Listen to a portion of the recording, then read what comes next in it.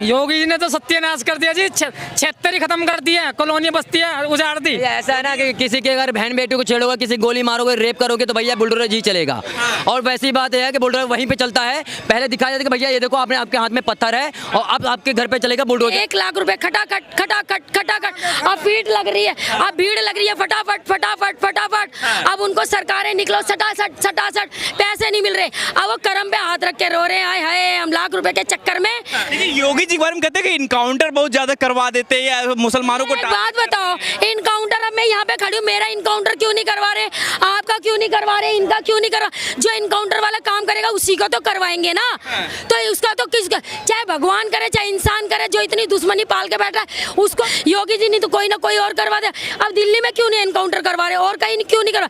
जो जहाँ पे गंद छुपा हुआ है, गंद बैठा हुआ है, लोगों को मार रहा है, तो वहाँ तो करवाएंगे ही करवाएंगे। वो तो अगर घर में ऐसे ऐसे बाप बैठे जब अपने बेटे को समझाते गलत कर रहा होता है तो बाप तक अपने बेटे को मार रहे हैं। क्यों मार रहे हैं? क्योंकि जब बेटा हद से ज्यादा दुखी कर देता तो बेचारा बाप भी दुखी होकर के कुछ ना कुछ कर देता। तो वो तो सरकार है। जब तुम किसी के बच्चों को उड़ा रहे हो, किसी के सुहाग को उड़ा रहे हो, किसी की जमीन जायदादों को खा रहे हो, किसी का माल खजाने खा रहे हो, किसी को डर के जीने पे मजबूर कर रहे हो, दी बेटी को उठवा रहे हो, तो वो नहीं करवाएंगे क्या? लेकिन ये कह रहे हैं कि जो है योगी जो सीटें हार गए इस बार, लोकसभा वाली सीटें नहीं मिली, तो कह रहे हैं इसी का खींच निकाल रहे हैं, लोगों का घर गिरा रहे हैं, इनकाउंटर करवा रहे हैं। नहीं नहीं नहीं नहीं नहीं नहीं नहीं, ऐसा कुछ भी नहीं है। वो सिर्फ ये है कि जो 1 लाख रुपए भेजेंगे हम बैंक में और 8.5 मिलेंगे खटाखट खटाखट। अब वो जब नहीं मिला, अब कह रहे हैं अगली बार तुम आओ विधानसभा की सीट में, अब सब कांग्रेस को सबको निकालेंगे फटाफट फटाफट फटाफट। अब जो जिन्होंने सीट दी थी ना टेढ़ी नाक वाले को, साइकिल को और पप्पू जी को, वो सब आएंगे मोदी जी में। अब की बार मोदी जी की सीटें जितनी कम हुई है ना उससे दुगनी बढ़ेंगी बढ़ेंगी। ये तीसरी बार मोदी सरकार, जो आपके बारे में क्या ख्याल है, तीसरी बार मोदी सरकार बन गई, अच्छा बना? बहुत अच्छी बनी है और दोबारा बनेगी और हर बार बनेगी और बार बार बनेगी। और एक टाइम ऐसा आएगा कि इलेक्शन ही नहीं होया करेगा, सिर्फ और सिर्फ बीजेपी रहेगी। तो फिर तो तानाशाही आ जाएगी। यही तो कह रहे विपक्ष वाले की तानाशाही। क्यों तानाशाही आ जाएगी? वो तानाशाही उन लोगों के लिए है जो देश को सपोर्ट नहीं करते हैं, जो देश की बर्बादी चाहते हैं, जो देश को सपोर्ट करते हैं, देश का अच्छा सोचते हैं, उनके लिए कोई तानाशाही नहीं है। हाँ, मोदी जी अच्छा सोचते हैं देश के, बिल्कुल सोचते हैं। क्या चीज नहीं देते मोदी जी और किसको नहीं देते और सबको बराबर देते? कहाँ पे तानाशाही है बताओ? वो तो सबका साथ सबका विकास है।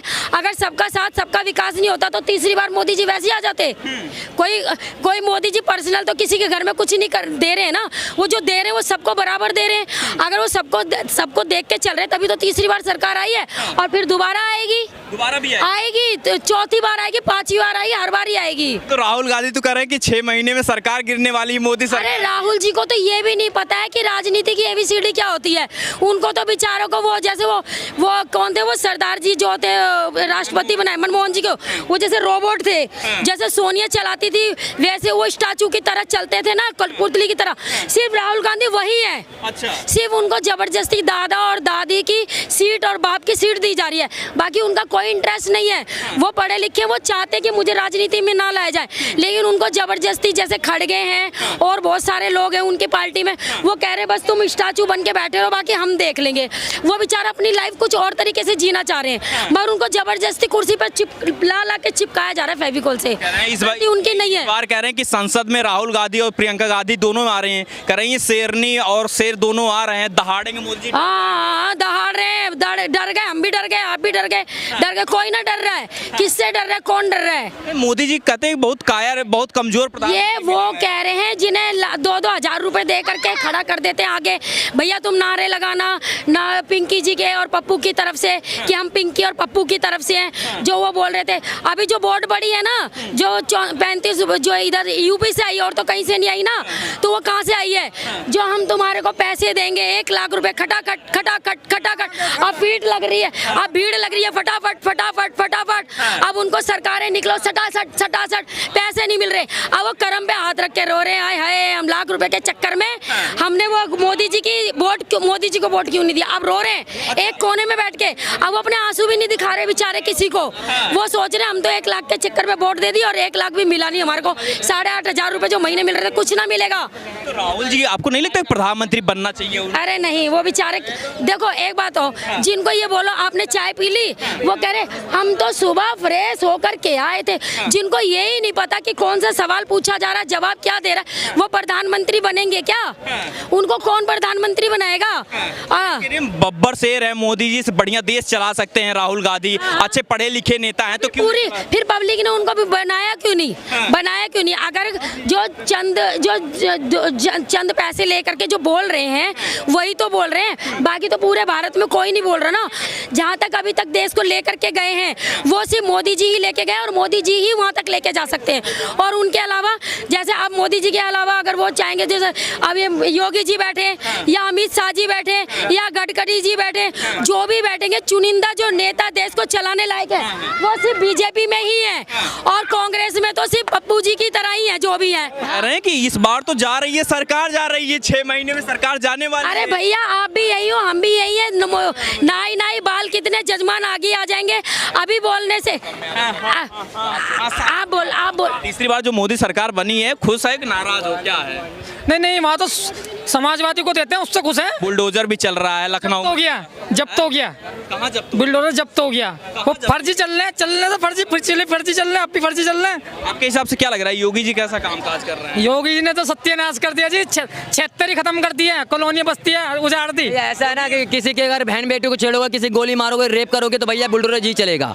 और वैसी बात है कि बुलडोजर वहीं पे चलता है। पहले दिखाया जाता है कि भैया ये देखो आपने आपके हाथ में पत्थर है और अब आपके घर पे चलेगा बुलडोजर। और हमने ये जो है न्यूज में देखा है, पहले दिखाते हैं सबूत, उसके बाद तोड़ते हैं घर। और ऐसा ही होना चाहिए, जो गलत काम करेगा उसका घर ही तोड़ना चाहिए। भैया ऐसा है ना, घर आपको योगी सरकार और मोदी सरकार दे रही है, इसका मतलब ये नहीं कि आप उसका फायदा उठाओगे। आपको घर दे रहे हैं ना, तो इसका मतलब नहीं है कि आप किसी की बहन बेटी को छेड़ोगे, ठीक है ना, किसी को मारोगे, पीटोगे या गलत काम करोगे, हत्या करोगे। तो भैया आप अगर ऐसा काम करोगे, पत्थर चलाओगे तो बुलडोजर चलेगा भैया। कह रहे हैं यूपी में सीटें हार गए इसलिए बाबा सबका घर गिरा रहे हैं। अरे भैया ऐसा नहीं है, वो एक बार बताओ, इलेक्शन से पहले घर नहीं टूटे क्या? जिन लोगों ने गलत काम किया उसके घर नहीं टूटे? बिल्कुल टूटे। अब इलेक्शन की बात आप जानबूझ के एजेंडा बना के लाओ तो वो आपकी मानसिकता है। जैसे राहुल गांधी बोले 8,500 रुपए खटाखट दे देंगे, वो तो दिए नहीं, चप्पल बरसा के आ गए दफ्तर पे। और दूसरी बात ये, उसके बाद इन लोगों ने एक एजेंडा और चलाया, कौन सा? संविधान खतरे में है, संविधान बदल दिया जाएगा। अरे भैया इंदिरा गांधी ने 28 बार, नेहरू ने 17 बार, और वो क्या कहते हैं, क्या बोलते हैं, मनमोहन सिंह ने 10 या 7 बार और उन्होंने चेंज किया था। चेंज मतलब यह है कि संशोधन किया था, और चेंज नहीं होता है, बदला नहीं जाता, संशोधन होता है।